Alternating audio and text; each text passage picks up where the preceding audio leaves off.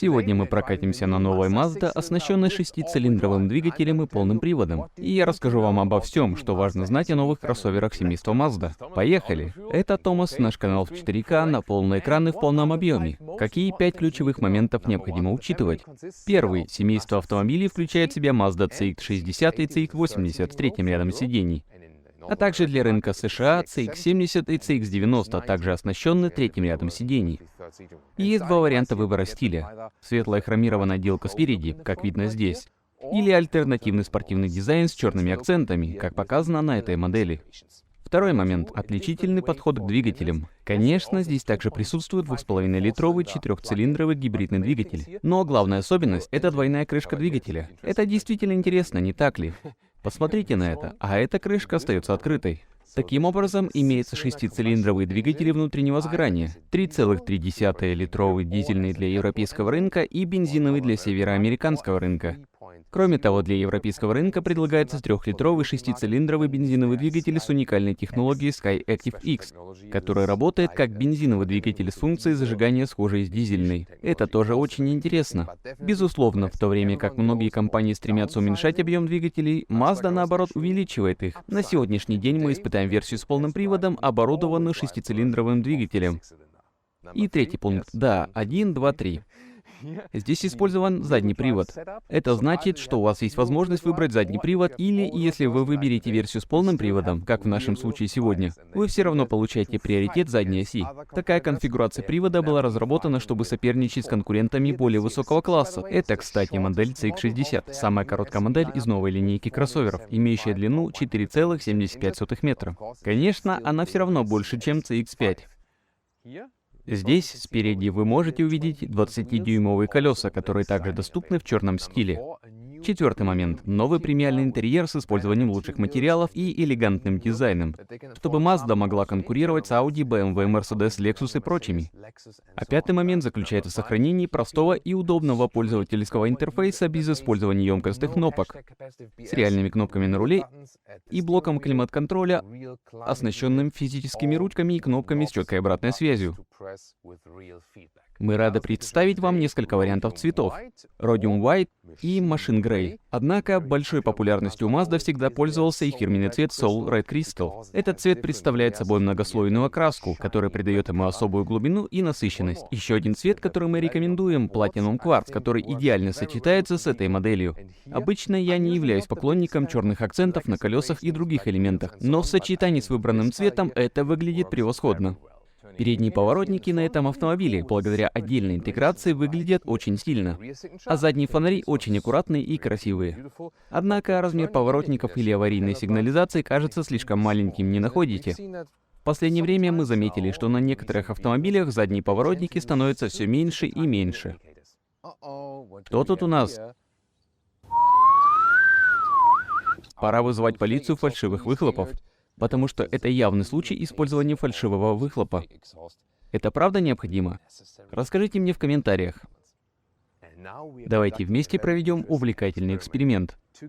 Когда мы говорим о традиционной борьбе в премиум-классе, новый премиум-кроссовер Mazda иногда стоит дешевле на 20 тысяч евро или чуть больше, чем аналогичные модели конкурентов. Но вопрос в том, заметите ли вы и ощутите разницу, или на самом деле различий вовсе нет. Когда мы позже познакомим вас с деталями, вы скажете мне, готовы ли вы заплатить больше денег за Audi, BMW, Mercedes?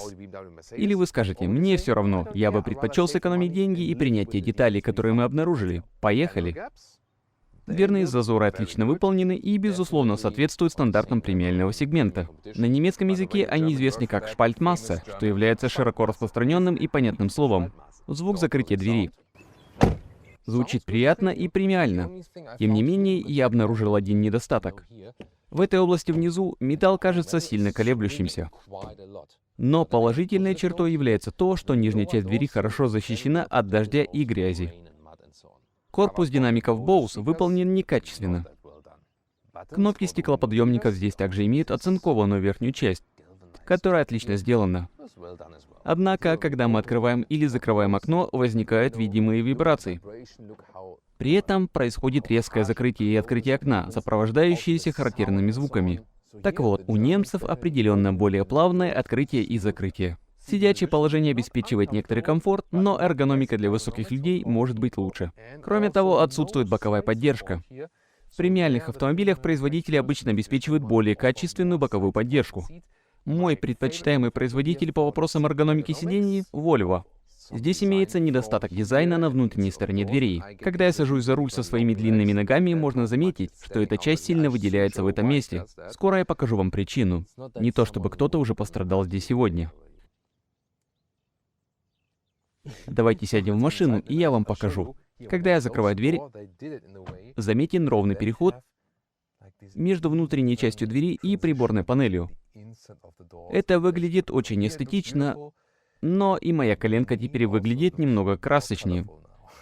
Качество сборки интерьера и понятный пользовательский интерфейс можно только поаплодировать Mazda за то, что она сделала это на рулевом колесе и здесь, в нижней части панели управления. В то время как все больше производителей уходят от стандартных кнопок и переходят на емкостный интерфейс, Mazda остается верна простому дизайну пользовательского интерфейса, что благоприятно сказывается на качестве сборки. Кроме того, цифровые приборы не уступают конкурентам по качеству и выглядят очень привлекательно. То же самое можно сказать и о проекционном дисплее. Мне очень нравится простая и быстрая информационно-развлекательная система.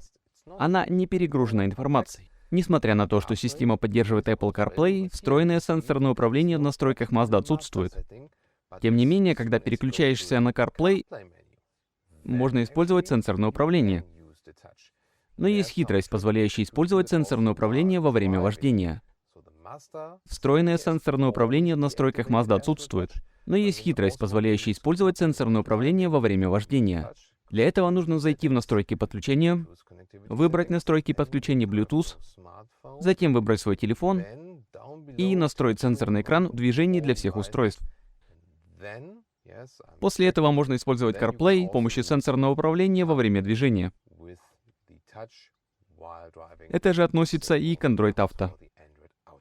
Рычаг автоматической коробки передач. Звонили из 80-х и требовали вернуть его обратно. Смотрите на это. Крышка подстаканника расположена здесь, создавая классное ощущение премиум-класса. Центральный подлокотник также открывается очень приятно. И слышен приятный звук.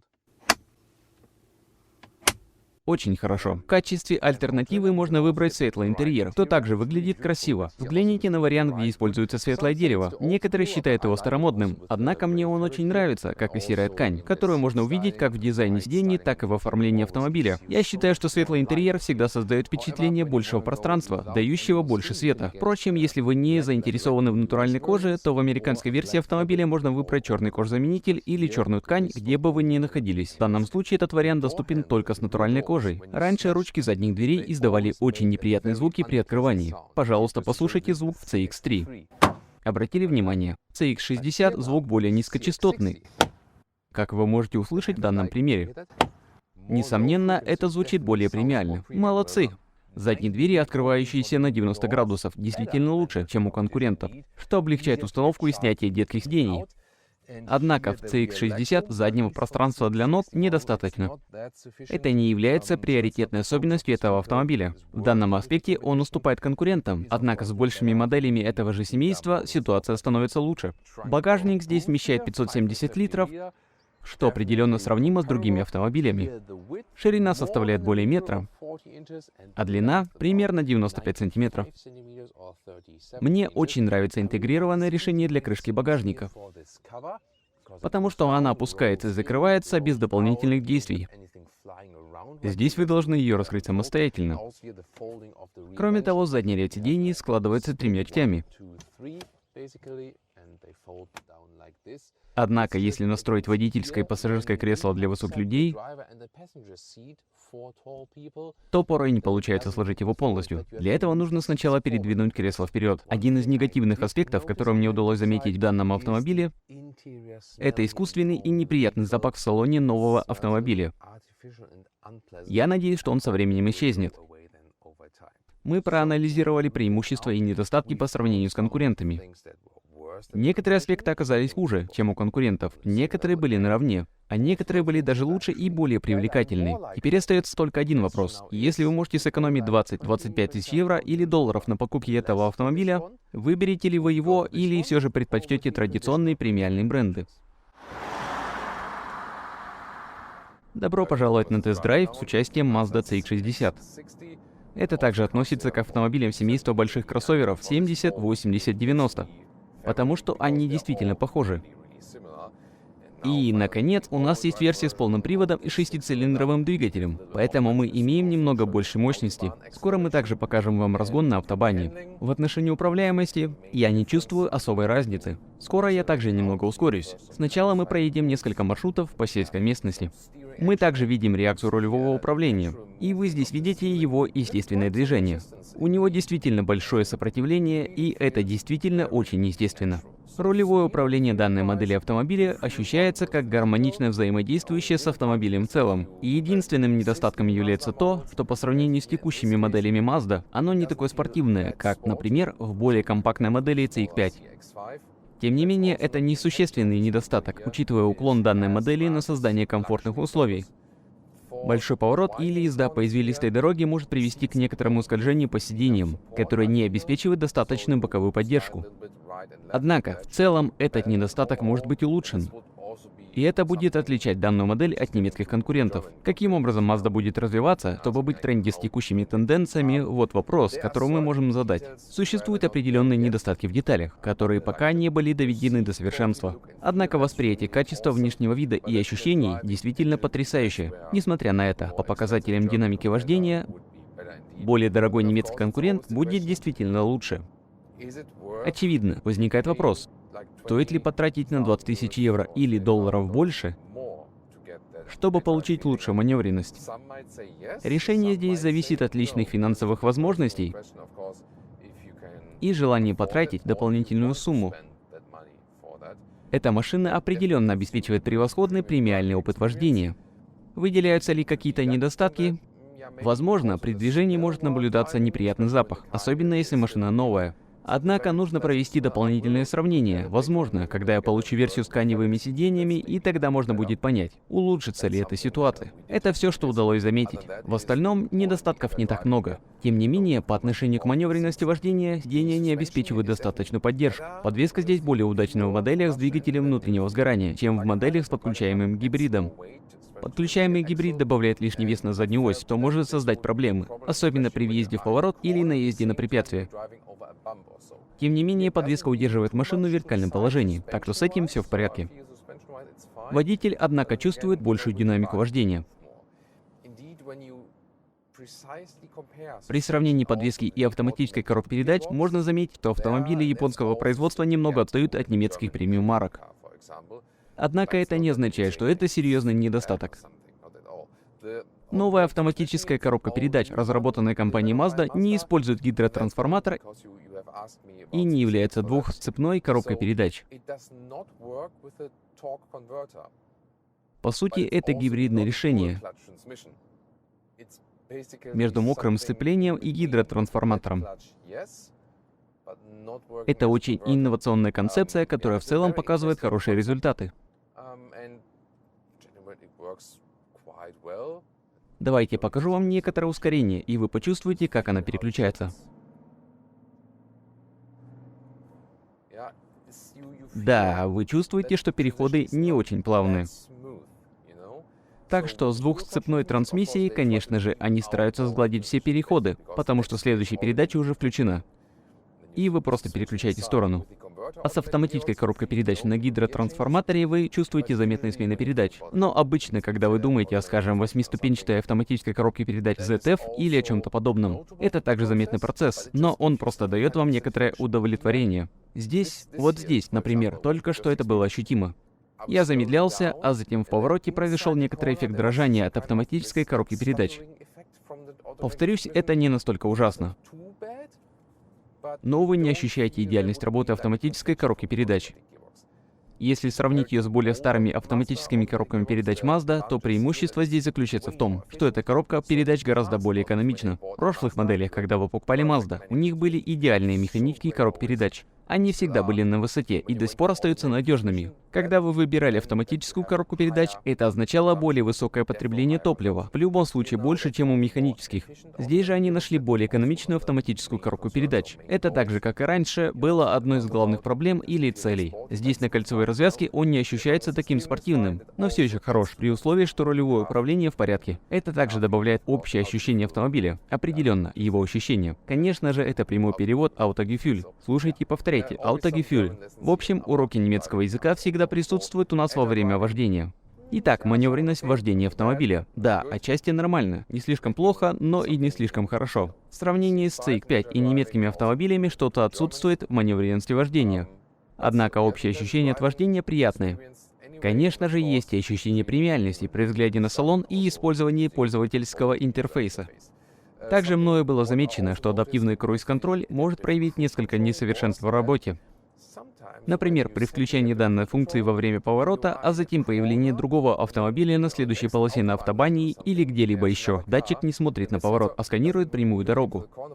В такой ситуации скорость автомобиля быстро снижается, так как датчик определяет другой автомобиль как препятствие на вашем пути. Эту проблему также необходимо решить со временем. Команда велосипедистов также здесь. Да, что касается полного привода, то ощущение вождения практически не отличается при выходе из поворота. Я также могу переключить режим спорт, чтобы всегда было больше заднего привода. Независимо от того, имеется ли полный привод или чистый задний привод. Таким образом, остается приоритет задней оси. И вы также чувствуете себя комфортно, выходя из поворотов. Я думаю, что основное отличие заключается лишь в том, что теперь у вас есть немного больше мощность, потому что версия с задним приводом для меня была не особенно быстрой. Давайте проверим, как автомобиль будет вести себя на автобане. Разгон по трассе от 80 до 120 км в час в спортивном режиме. Поехали!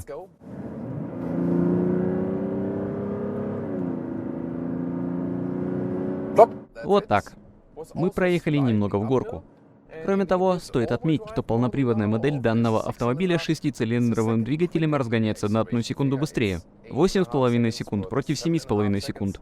Разница в мощности двигателей составляет 200 и 250 лошадиных сил соответственно. Также здесь 3,3-литровый 6-цилиндровый дизельный двигатель с полным приводом, выдающий 250 лошадиных сил.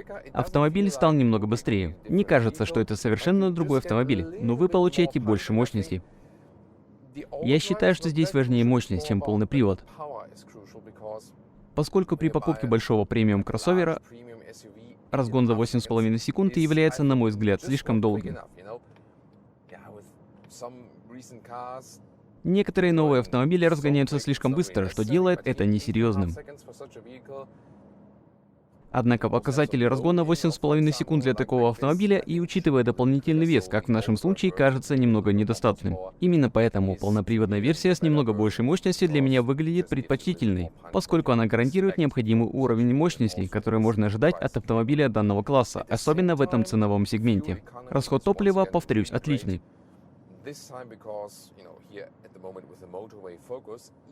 При фокусе на трассе он составляет около 5 литров на 100 километров. В городском трафике расход увеличивается до приблизительно 6 литров на 100 километров.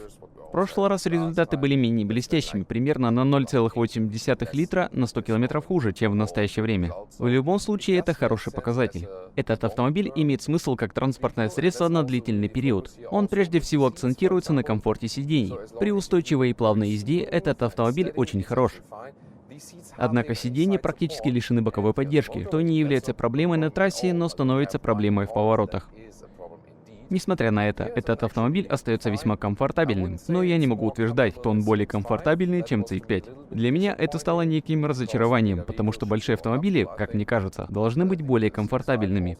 В то же время, я думаю, что CX-5 также хорошо сочетает в себе комфорт и практичность. На скорости 120 км в час здесь звукоизоляция вполне нормальная, почти нет шума ветра и так далее.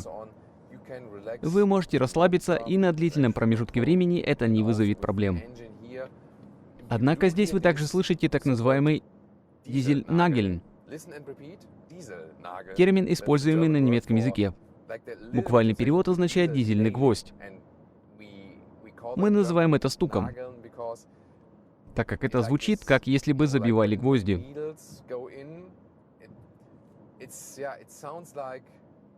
Вы слышите его?